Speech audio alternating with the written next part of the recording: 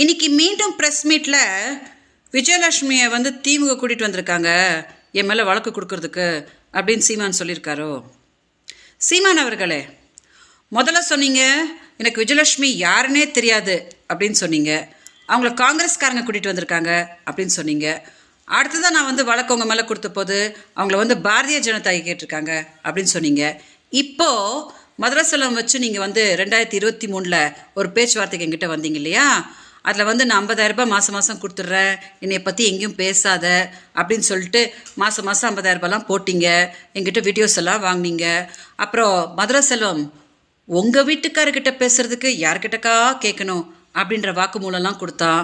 அப்புறம் உங்கள் பொண்ணான வாயிலேருந்து தானே பொண்டாட்டி பொண்டாட்டி பொண்டாட்டி பொண்டாட்டி அப்படின்னு நீங்கள் வீடியோலலாம் பண்ணீங்க. அந்த வீடியோஸ் எல்லாம் வந்து காவல்துறைக்கிட்ட கொடுத்து காவல்துறை எடுத்துகிட்டு போய் அதை அப்படியே நீதிமன்றத்தில் கொடுத்து அதையெல்லாம் பார்த்து தான் அவங்க விஜயலட்சுமி அவங்களோட முதல் மனைவியா அப்படின்னு கேட்டிருக்காங்க.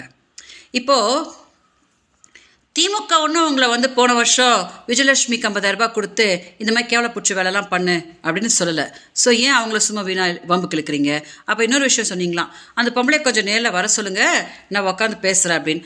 நான் காத்துட்ருக்க சீமானவர்களே, உங்களை நேரில் பார்த்து என்னைய பார்த்தா உனக்கு எப்படா தெரியுது அப்படின்னு கேட்கணுன்னு நான் காத்துட்டு தான் இருக்கேன்.